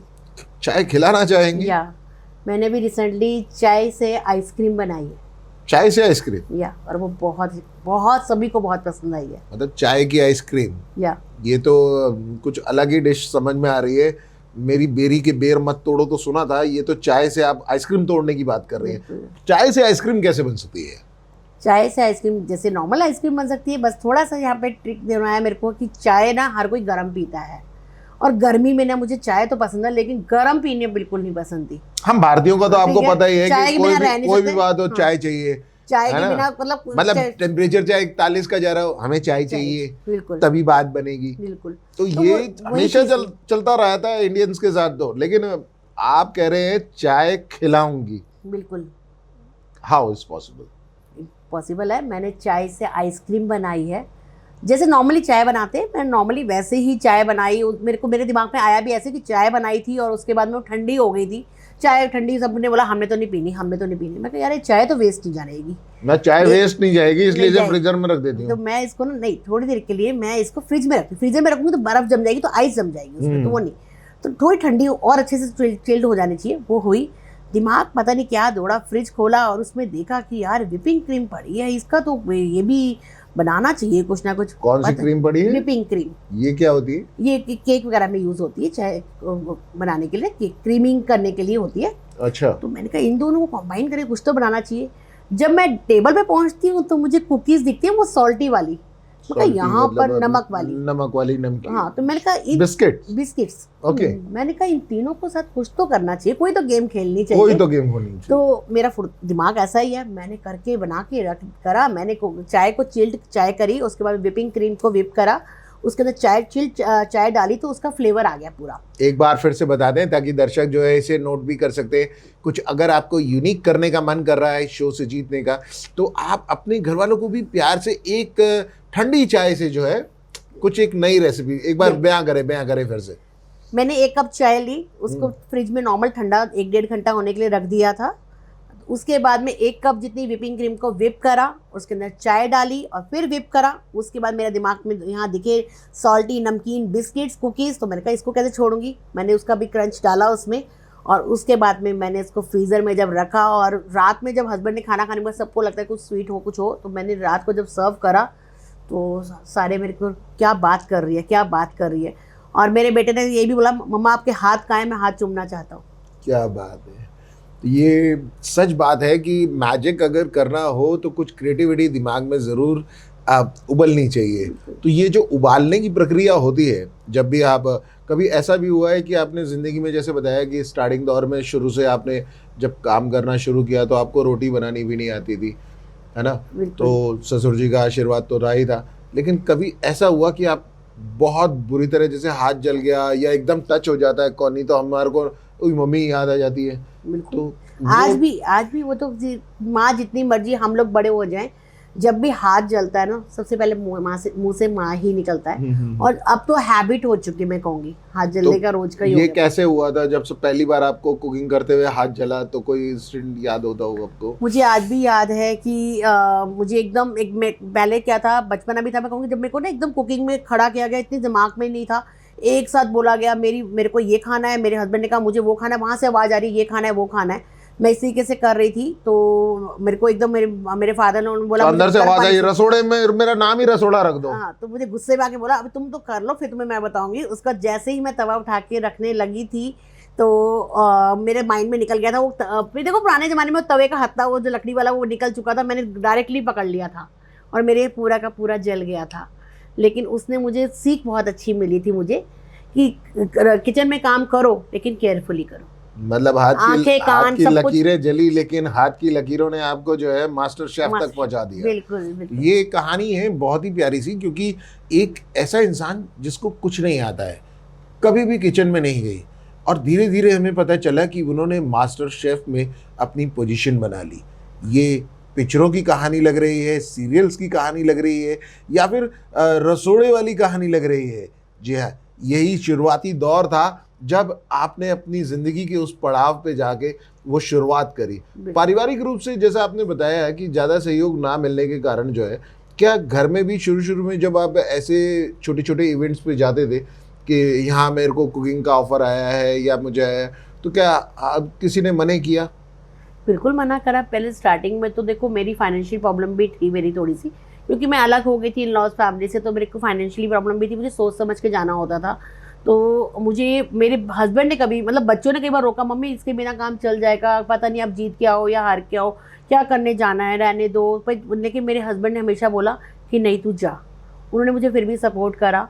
तो मैं कहूँ फैमिली सपोर्ट तो मुझे पूरा रहा। तो क्या आपको नहीं लगता कि ये जो अब उसी दौरान जो आप टीवी पे सीरियल्स देख रहे थे, रसोड़ा और ये सब चीज़ें, कहीं ऐसा नहीं लगता था वो सीरियल जो है आपसे कनेक्ट होते हुए चल रहे हैं सारी चीज़? मुझे लगता था ये मेरी कहानी है। मेरी कहानी है। बिल्कुल। तो मतलब एकता कपूर और आपका संबंध कुछ ऐसा नहीं था कहीं मिलता जुलता, वो भी वही कहानी पे जोर दे रही है और आपकी जिंदगी में भी वही कहानी चल रही है? मुझे लगता था हमारा दिल का कनेक्शन है, वो मैं जो सोचती हूँ और वो उनके माइंड में आता है कि ये स्टोरी बनाई जाए। ठीक है। तो ये स्टोरी तो भाई आगे क्या रंग लाएगी, नया वाला क्या रंग आने वाला है, कुछ नया, कुछ नई डिश, हर वीक आप कुछ नया सोचते हैं। बिल्कुल। तो लास्ट वीक तक आपने क्या ऐसा कुछ यूनिक सोचा जो आपको बहुत इंटरेस्टिंग लगता हो लाइफ में? मैंने बहुत कुछ नया सोचा हुआ है, अभी रिवील नहीं कर सकती हूँ, और बहुत जल्दी आप लोगों के आगे रिवील भी करूँगी। और मेरा दिमाग ना, मैं कहूँगी जब मैं कहीं मार्केट भी जाऊँ, कहीं भी जाऊँ, तो ना सबको शॉपिंग करना अच्छा लगता होगा, कपड़े खरीदना, लेकिन ना मुझे सब्जियां खरीदना, सब्जियों की स्मेल लेना, मतलब मैं, अगर आप मुझे घूमने की बात करें ना, घुमाने ले चलना है, तो मैं मॉल मना करूँगी, मैं सब्जी मंडी कहूँगी मुझे लेके चलो। ओके। मुझे वहाँ जाना है। तो जब ये सब्जी मंडी की बात चली है और आप किसी, क्योंकि अब रही बात सूंघने सुंघाने की, तो इतनी जल्दी तो आप सूंघ के बता नहीं पाएंगी, तो अभी मैं ये चाहूँगा कि अगर आप सचमुच में ऐसा ट्रेंड बताते हैं कि वहाँ जाना है, तो मॉल्स में तो एसी चल रहा होता है, इसीलिए आप कोई चीज़ इतनी जल्दी जज नहीं कर सकते। क्या आपको लगता है कि जो नॉर्मल शॉपिंग करने जाते हैं उन्हें मॉल से सब्जी लेनी चाहिए या फिर खुले बाजार से, नॉर्मल बाजार से? खुले विंडो शॉपिंग करना अच्छा रहता है मुझे। हर सब्जी को तुम देख सकते हो, सब कुछ है, सूंघ सकते हो, अपने हाथों से चूज़ कर सकते हो, तो मुझे वो चीज़ ज़्यादा अच्छी लगती है कि मैं विंडो शॉपिंग करूँ। मोरिंगा के बारे में आपका क्या ख्याल है? मोरिंगा मेरा आजकल फेवरेट हुआ पड़ा है। मोरिंगा के पराठे कह लो, सत्तू के साथ मैं इसको कर रही हूँ। मैंने बहुत मोरिंगा, बहुत, मतलब एक तो जब से मोदी जी ने कह दिया ना मोरिंगा बहुत अच्छा है हमारे उसके लिए, तो मुझे लगता है अब हर घर में मोरिंगा यूज़ होता है। मतलब आप पूरी तरह सपोर्ट कर रही हैं कि जो मोदी जी करते हैं या कहते हैं वो? मैं ऑडियंस का कह रही हूँ। अगर एक बार ना किसी ने कह दिया भी वायरल वो कि भाई ये चीज़ अच्छी है, अगर मोदी जी ने कह दिया या किसी भी फिल्म स्टार ने भी कह दिया, तो सब लोग उसके पीछे भागते हैं। लेकिन रियली मैं बताऊं कि मोरिंगा के बेनिफिट्स बहुत ज़्यादा है। तो मैं चाहूँगा कि आप बयां करें हमारी जनता को, बताएं कि ये कितना पौष्टिक है, कितना सेहत के लिए फायदेमंद है। फाइबर भी इसमें अच्छे से हैं, विटामिन बहुत अच्छे से हैं, और मोरिंगा तो आजकल ना किसी फॉर्म में भी हमारे को लेना चाहिए। जैसे मैं तो खुद अब आजकल मोरिंगा पे बहुत ज़्यादा कर रही हूँ, जितना मैं इसके बेनिफिट्स सुनती हूँ, देखती हूँ, तो मुझे भी लगता है कि मुझे किसी फॉर्म में बच्चों को भी देना है मोरिंगा। तो मैं पराठे में, मैं लस्सी में, किसी तरीके से भी बच्चों को देती हूँ मोरिंगा पाउडर। क्या पहले माइंड में आता है कि अगर अपनी हेल्थ को सही रखना है तो ये एग्स जो होते हैं, जो कहते हैं एक अंडा जो है आदमी को प्रोटीन बहुत अच्छी तादाद में दे देता है, तो दिन में एक अंडा मैक्सिमम जो है इंसान को खाना चाहिए, तो क्या वो उतना ही फायदेमंद रहता है जितना कि जो नॉनवेज या सबसे मिलता है उसे?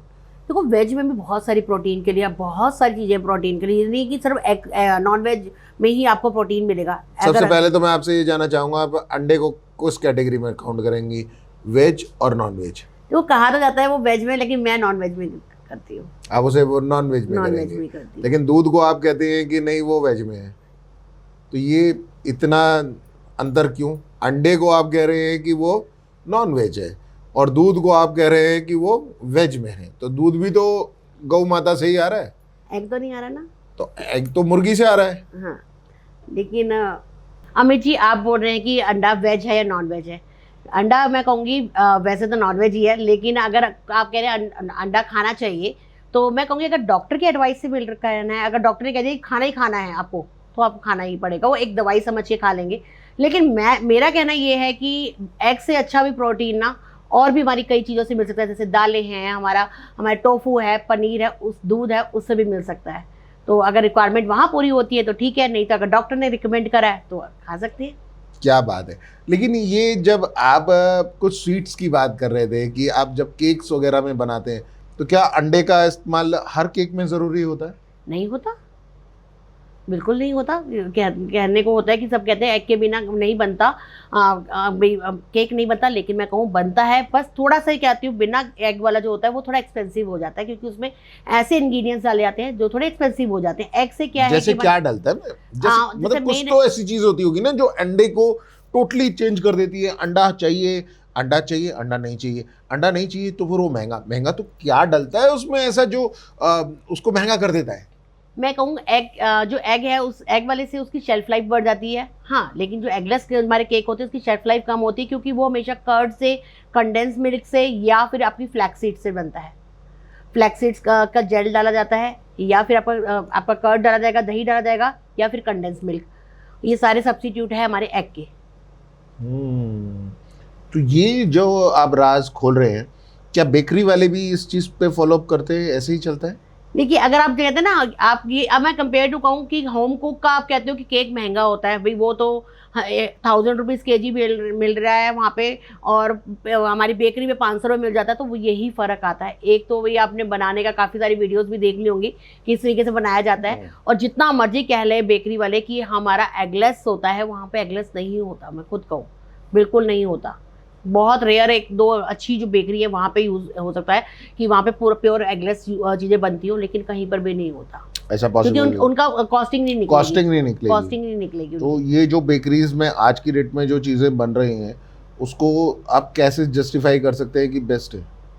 कोई अगर जज कर रहा है बिना खाए, बिना, या फिर एक बड़ा नाम, बड़ी बेकरीज जो कि केक्स बना रही हैं, और दिल्ली में बहुत सारी ऐसी बेकरीज हैं अलग अलग डिज़ाइंस के नाम पे, या फिर पॉलिटिकल चीज़ों की वजह से कि भाई वहाँ से मंत्री साहब के लिए केक आता है तो हमारा भी केक वहीं से आना चाहिए। तो मार्केटिंग शोशे को आप कैसे, किस नज़रिए से देखते हैं? देखिए, मेन है कि आप वो ये, मैं तो ये देखती हूँ ऊंची दुकान फीका पकवान, मेरे लिए तो ये कहूँगी मैं चीज़। लेकिन अगर आप एक अच्छी क्वालिटी की, बहुत सारी आजकल अगर हम कहें तो बहुत ऐसी ऐसी बेकरीज है हमारी जहाँ पर भाई आजकल मैं कहूँगी काफ़ी बेकरीज में अब चेंजेस भी आ गए हैं, जो कि ना एगलेस पे भी आ गई है आजकल। स्पेशली क्योंकि सभी को पता है कि यार कि एग वाला चीज़ें सारे काफ़ी लोग ना चेंज हो गए हैं, सभी एगलेस पे आ गए हैं, काफ़ी चीज़ों पे एगलेस पे आ गए हैं। तो काफ़ी सारी बेकरियों पे आजकल बड़ा बड़ा लिखा होता है एगलेस बेकरी। तो आजकल बहुत सारी बड़ी बड़ी बेकरियाँ भी आ चुकी हैं और काफ़ी अपने अंदर चेंजेस ला रही हैं इन चीज़ों को। तो ये जो आपने बेकरीज के बारे में बताया, कई ऐसी बेकरीज भी हैं जहाँ पर कुछ चीज़ों में मिलावट भी की जाती है? बहुत सारी बेकरीज हैं। मैं आपसे कुछ जानना चाहूँगा कि किस तरीके से मिलावट होती है। अब मैं आपको बात करूँ, अगर आप कुकीज़ वगैरह की बात करते हो, बेकरी में कुकीज़ या कुछ भी लाते हो, तो आप कहते हो कि यार वो तो 400 रुपीज़ kg है, और अगर एगलेस या बड़ी किसी बेकरी में जाते हो वहाँ पर 1000 रुपीज़ kg है। तो उसमें मैं आपको बता देती हूँ, वहाँ पर कुकीज़ के लिए मार्जनिंग का यूज़ किया जाता है। This is not for good for health. मार्जनिंग का यूज़ किया जाता है। और जो अच्छी बेकरीज हैं, जिनको है कि जिनको लगता है मोटिव जिनका ये है ना कि हेल्दी खिलाना, या फिर अपना कॉस्टिंग को अच्छे से मतलब करता है कि हम कॉस्ट है अच्छी ले रहे हैं लेकिन क्वालिटी अच्छी दे रहे हैं, तो वहाँ पे बटर का या देसी घी का यूज़ किया जाता है। तो जो हल्की बेकरीज हैं वहाँ पर तुम कहते हो सस्ता तो मिल रहा है, अभी 10 रुपये की पैटीज तो मिल रही है, लेकिन मैं आपको बता दूँ वो पूरी की पूरी मार्जिनिंग से बनी होती है। मतलब आपने अगर एक अच्छी क्वालिटीज़ का खाना है तो एक अच्छे ब्रांड के साथ आप जुड़ते हैं वहाँ पर। अच्छा, मैंने ये सुना है कि जो ये बर्गर्स वगैरह बनते हैं, जैसे कि अब बात करें अच्छी क्वालिटीज़ की सामान की, तो कितना रेशो रखा जाता है? जैसे प्याज भी कटती है तो सुना है कि एक ही स्लाइस का एक ही उसका थिनेस रहती है, उतना ही मोटा प्याज कटना चाहिए। तो ये क्या परंपरा चलती आई है कि मतलब अच्छा खिलाने के लिए आपको एक लेवल में प्याज भी उतनी काटनी है, आलू की टिकिया है तो वो इतनी मोटी रखनी है, तो ये एक हिसाब से बना हुआ है? ये जब भी हमारे को ट्रेंड किया जाता है, किसी भी रेस्टोरेंट में या किसी में भी आप बेकरी में भी जाते हो तो हमें ट्रेंड किया जाता है। तो वहाँ पे ना हर चीज़ की एक रेशो दी जाती है कि इतने mm का ही आपको प्याज काटना है, टमाटर काटना है, या आपको टिक्की रखनी है। एक तो क्या है कि हर बार आप जब भी करेंगे और फ्लेवर्स भी वही देने हैं सेम। अगर एक बार आपने नमक, अगर एक उसमें 3 ग्राम नमक डला है किसी भी रेसिपी में, तो वो हर बार अगर वो सिलेक्ट हो गई है रेसिपी तो 3 ग्राम ही डलेगा उसमें, ना एक आप पिंच कम कर सकते हो ना एक ज़्यादा कर सकते हो। उससे क्या है कि हमारा जो फ्लेवर, जो बड़े बड़े ब्रांड्स है उनका जो फ्लेवर है वो एक जैसा बना रहता है। वही चीज़ उनके लिए कि हमारी जो हमारा जो कॉस्टिंग है वो कम या ज़्यादा नहीं हो जाए। इस वजह से हमारे को पहले से हम जो जितने भी हमारे एम्प्लॉई आते हैं उनको हम लोग ट्रेंड करते हैं कि आपको भी अगर एक टिक्की बनानी है तो उसकी मोटाई इतनी रखनी है, इतने mm की रखनी है, इतने ग्राम की होनी चाहिए, आपकी स्लाइस अनियन की स्लाइस वो होनी चाहिए, और आपको पूरा एक हमारे को मेजरमेंट दिया जाता है कि आपने अगर सॉस भी लगानी है वो एक अलग है, कम या कोई कस्टमर कहते हैं मुझे कम चाहिए ज़्यादा चाहिए वो अलग चीज़ है। हमारे को जब एक रेसिपी हमारे को प्रिपेयर करी जाती है, तैयार की जाती है फाइनल रेसिपी बनने से पहले, तो वो सारा हमें बताया जाता है ये होना चाहिए। ये जब घरेलू बात आती है, जब घर में बनाते हैं तो इस चीज़ का आप ध्यान रख पाते हैं घर में जब बनाते हैं किसी के लिए? देखिए घर पे तो ये चीज़ें नहीं हो पाती, मैं सच बताऊँ बिल्कुल नहीं हो पाती है। लेकिन अगर आपको किसी प्राइवेट पार्टीज में जाके अगर अपना हुनर दिखाना है, अपने टेस्ट से लोगों को दिल जीतना है, तब भी इन चीज़ों का ध्यान रखना पड़ता है? बिल्कुल रखना पड़ता है। सेकेंडली मेरे घर में कोई किटी पार्टी भी होती है तो भी, क्योंकि मेरे को ये रहता है कि जब मैंने टेस्ट करा वो चीज़ सेम आपने भी टेस्ट करा सेम आनी चाहिए, तो मैं इस चीज़ का ध्यान घर पे भी रखती हूँ पूरा। तो कोई भी डिश जब आप डिज़ाइन करते हो या कुछ चीज़ें सोचते हो तो इसमें ज़रूरी है कि हम वही चीज़ें यूज़ करें जो हमने पहले यूज़ करा था? कुछ नए एक्सपेरिमेंट के साथ क्या आप उसमें थोड़ा सा ट्विस्ट भी लेकर आते हो कि मतलब चलो यार आज मैं अमूल की टिक्की की जगह जो है कोई दूसरा बटर यूज़ कर लूँ, या फिर आज मैं इस क्रीम की जगह दूसरी क्रीम डाल के देख लूँ, शायद थोड़ा सा लो बन जाएगा लेकिन मैं उसमें कुछ नया एक्सपेरिमेंट करूँ। तो क्वालिटी प्लस एक नया टेस्ट लाने के लिए क्या एक्सपेरिमेंट करने के लिए वो क्वालिटी वाले चीज़ों को बदलना चाहिए? सपोज आप अगर किसी ब्रांड के मसाले यूज़ कर रहे हैं तो आपने उसको बोला कि चलो यार आज ये ब्रांड के मसाले नहीं, नए मसाले यूज़ करते हैं।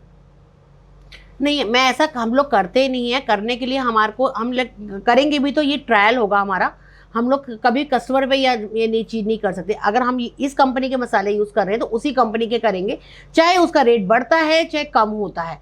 ये नहीं कि उसके कंपेरेटिव ये वाला अच्छा आ रहा है तो हम लोग नहीं कर सकते। जैसे आपने अमूल बताया, the Amul is one of the best brand, no doubt, और हम we are proud of says Amul taste for India. So no doubt वो हमारा ब्रांड है, हमारे देश का ब्रांड है, हम उसको बहुत प्यार करते हैं और बचपन से ही आपने भी, मैंने भी और हमारे दर्शकों ने भी सबसे ज़्यादा अगर कुछ खाया पिया है तो वो फिर अमूल के साथ किया है। लेकिन ये अमूल के साथ जब आपका रिलेशन बना, आपने पहली बार उनके साथ काम किया, तो ये सिलसिला कैसे शुरू हुआ था? ये सिलसिला बस स्टार्टिंग में तो मुझे एक बार मैंने क्लासेस करा जो थी अमूल के थ्रू, काफ़ी सारे होम कुक के साथ काम करा था। उसके बाद फर्स्ट मैंने उनको करा था, उनके लिए एक रेसिपी मैंने बनाई थी, एक मैंने सिंपली उनके प्रोडक्ट के साथ में, तो उन्होंने मुझे टेस्ट करी, उनको बहुत अच्छी लगी। तो उसके बाद उन्होंने नए कुछ प्रोडक्ट निकाले थे जिसमें उन्होंने ऑर्गेनिक प्रोडक्ट निकाले थे, वो मुझे सेंड किए थे, लता जी इसके साथ कुछ गेम का कुछ खेल के देखो। तो मैंने वो भी करा था, उनको इतने वहाँ के जो एग्जीक्यूटिव आपसे बात करते हैं तो वो यही कहते हैं लता जी इनसे कुछ खेल के देखो? हाँ बिल्कुल, खेलने के बाद होता है, हमने कई बार रेसिपी फेल भी होती है, कई बार पास भी, क्योंकि अब मैं आपके पास गई, आपने बोला मुझे इसमें मिर्ची ज़्यादा डाल के देखो, अब मैं सेकंड वाले के बाद वही टेस्ट करने गई, अरे मेरे को तो ओके लग रहा है।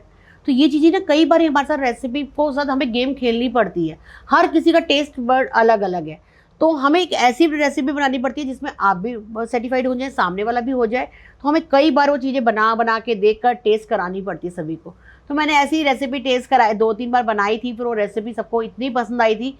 आज भी अगर मैं कहूँ तो सबसे ज़्यादा मेरा पोहा उन्हें पसंद आया था, जो कि सिंपल पोहे को मैंने बहुत ही, मैंने 30 kg पर डे मैंने पोहा वहाँ पे बनाया है। 30 kg बहुत ज़्यादा होते हैं, उसके लिए तो काफ़ी प्रिपेयर करना पड़ता है। पोहा को पहले थोड़ा सा स्टीम पे रखना पड़ता है और स्टीम करने के बाद उसको एक अलग अंदाज में पेश करना पड़ता है। तो बेसिकली कोटा में जो है, जो अब बात कर रहे हैं, वहाँ का तो बेस्ट फूड है ये, है ना? वहाँ के स्टूडेंट सबसे ज़्यादा जो है पोहा से ही अपनी शुरुआत करते हैं दिन की, शाम को भी उनको पोहा चाहिए ही चाहिए खाने में। स्टूडेंट्स को राजस्थान से पोहा जब आता है तो क्या दिल्ली, एनसीआर या फिर ऑल ओवर वर्ल्ड इस पोहे की कुछ नई पहचान आपने बनाई? मैंने पोहा के कटलेट बनाए हैं, पोहा को मैंने बहुत उस तरीके से मैंने अलग अलग करा है। मैंने पोहे का मैंने पराठा बनाया है, पोहे को और सोक करके बाइंड करके उसका पराठा बनाया है, चीला बनाया है, काफ़ी सारी चीज़ें मैंने पोहे से ट्राई करी। तो ये जब डिशें जब आपने बनाई और इंटरनेशनल लेवल के अपने साथियों को जब पेश करी तो उनका क्या रिएक्शन था? उनका बस एक मुझे निकला, वाओ, हाथ चूम ले हम आपके। अच्छा, क्या बात है। तो कहते हैं कि कुछ चीज़ें ऐसी भी होती हैं जो सच बताएं तो खाने के बाद ही आप कह सकते हैं वाओ।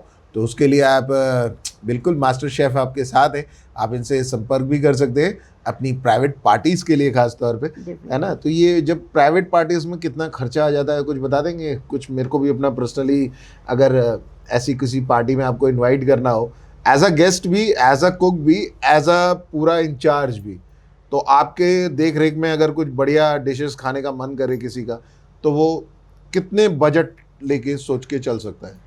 देखिए depend on a person, depend on person, बिल्कुल। एंड बजट भी पहले हम आप सामने वाले का बजट भी देखते हैं, फिर उसके बाद में वो क्या चाहता है, क्या एक्सपेक्टेशन रखता है, क्या क्या उसको डिशेस चाहिए, उस पर भी रहता है। फिर हम सजेशन देते हैं कि आप इसकी जगह पे ये रखें, ज़्यादा अच्छा है, जिसमें हमारी स्पेशलिटी है हम वो सजेस्ट करते हैं, ये ज़्यादा बेटर, ये बेटर है। उसके बाद हमारी कन्वर्सेशन होती है, फिर जहाँ पे भी हमारा अटक जाए बस। लेकिन टेस्ट नहीं बिगड़ना चाहिए। टेस्ट में मैं कहीं कॉम्प्रोमाइज़ नहीं कर सकती। ठीक है। और क्वालिटी? क्वालिटी में तो बिल्कुल भी नहीं, जो चीज़ मैं यूज़ कर रही हूँ वही यूज़ करूँगी। अगर वो मसाला नहीं है तो भैया उसको 10 गुना रेट पे लेकर आओ, लेकिन वही मसाला होना चाहिए मेरा।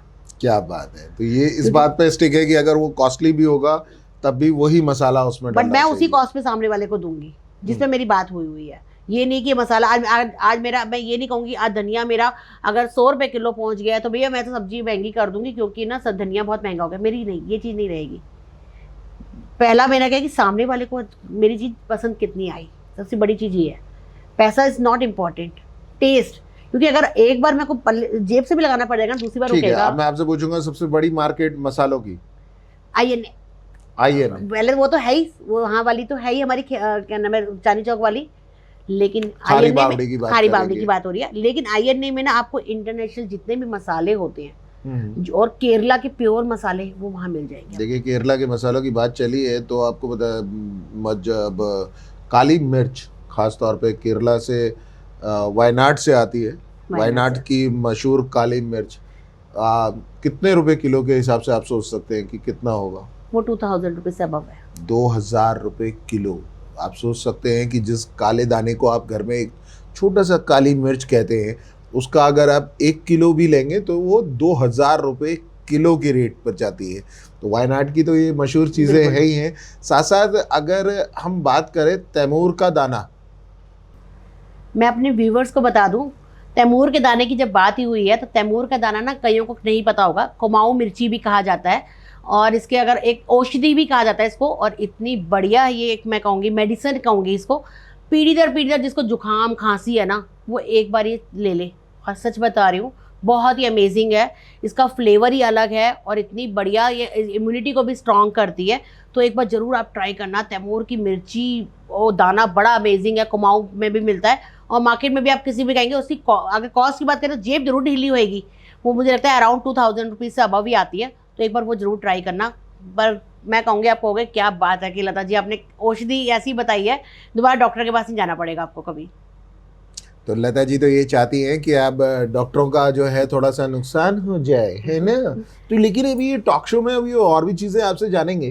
क्या ये जो मसाले होते हैं ये बड़ी बड़ी बीमारियों को ठीक करने की ताकत रखते हैं? बिल्कुल। पहले ज़माने में कौन से आप बताओ ना डॉक्टर्स होते थे, कोई भी नहीं, वैद्य होते थे। और वैद्य भी ना हर चीज़ को मेडिसिन को हमारे मसालों के साथ जोड़ते थे। आपको मैं बता दूं कि हमारा जो दालचीनी है वो इतना बढ़िया मसाला है, वो हमारे शुगर कंट्रोल करता है। मतलब हर मसाले की अपनी अपनी, मोटी इलायची, छोटी इलायची को आपने देखा होगा, छोटी इलायची एक फ्रेगनेंस के अलावा वो हमारी बहुत ही अच्छी, हमारे को कूल रखती है हमारी बॉडी को। मोटी इलायची बहुत गर्म होती है जो बच्चों को दी जाती है। जायफल है, जायफल आप बचपन में भी हम कहते थे जायफल घिस के बच्चों को लगाते थे चेस्ट पे, वो क्योंकि उसकी जो तहसील होती है वो गर्म होती है। तो हमारे मसालों के अंदर भी ना बहुत सारी औषधियाँ छुपी हुई हैं।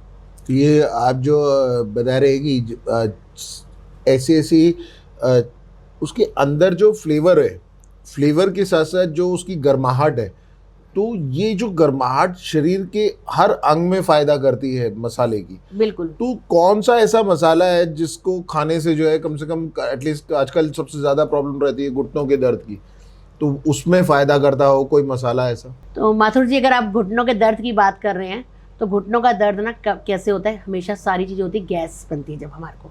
और घुटनों के दर्द की बात करें तो गैस में सबसे ज़्यादा पेन होता है पेट सही तो सब कुछ सही। तो जब भी अगर आपको ऐसा कुछ लगे ना गैस है, तो आप पहुंच जाओ गोलगप्पे वाले के पास में। क्या बात है, गोलगप्पे। या फिर वो से सबसे गोलगप्पे आ पहला गए। डॉक्टर है हमारा, मैं कहूँगी सबसे पहला डॉक्टर वही है। गोलगप्पे के पानी में ना वो सारे के सारे मसाले होते हैं। लेकिन आजकल तो गोलगप्पे वाले कुछ सिर्फ डर रहे हैं ना मैम, वो हाथ साफ नहीं होते और कई बार गंदे हाथों से कुछ बना दिया तो वो भी फायदा कहाँ कर पाता है। आप अच्छी शॉप पे जाओ ना, अच्छी शॉप पे जाओ, बहुत सारे मिलेंगे। नहीं तो आप गोलगप्पे का पानी तो घर पे भी बन जाता है। और वही- कैसे? भी आप सारे मसालों के साथ में आप धनिया पुदीने, सबसे मेन है धनिया पुदीना, आजकल इमली का पानी, साथ में हमारे जैसे कि हमारा सौंठ जो होती है वो सूखी अदरक सबसे ज़्यादा फायदेमंद होती है वो हमारे पेट के लिए, रामबाण कह सकते हैं हम उसको, जीरा, साथ में दालचीनी, और सारे जितने भी हमारे मसाले हैं वो डाल के, जलजीरा डाल के आप एक बार गोलगप्पे का पानी पी लो, आपको गैस की प्रॉब्लम होगी ही नहीं। आपने देखा हमेशा हर लेडीज गोलगप्पे वाले के पास क्यों जाती है, और उसको गैस, लेडीज़ों को गैस की प्रॉब्लम कम होती है, जेंट्स को ज़्यादा होती है। और जिसको नॉलेज हो जाती है वो सारे वो लड़के भी दोनों ही आज की पहुंचे डेट होते हैं, में दोनों ही पहुंचे होते हैं। गोलगप्पे की दुकान पे आप शाम को जाके रश देखो, जी चाहे बिल्कुल। लड़कियां हो चाहे लड़कियां हो, सब खा रही होती हैं, और सब मतलब एक मजेदार, जिसको कहते हैं ना हाजमा कह सकते हैं, और पेट को साफ करने का सबसे बड़ा वो है हमारा। आप एक बार गोलगप्पे का पानी पी लो। तभी गोलगप्पे महंगे होते जा रहे हैं। बिल्कुल। 10 रुपए में एक मिलता है, बहुत महंगे होते जा रहे हैं। That's great. तो जैसा आप बता रहे हैं कि ये गोलगप्पे कहीं ना कहीं एक मैजिक का काम करते हैं, तो ये मैजिक जो है भारत में ही होता है या आउट ऑफ इंडिया भी लोग गोलगप्पे को पसंद करते हैं और इस तरीके के पानी को पसंद करते हैं? आजकल तो भाई मैं कह रही हूँ हमारे इंडियन भी, इसके अलावा भी हमारे फॉरेनर्स भी जो होते हैं ना बाहर के, वो भी गोलगप्पे बहुत मज़ेदार खाते हैं।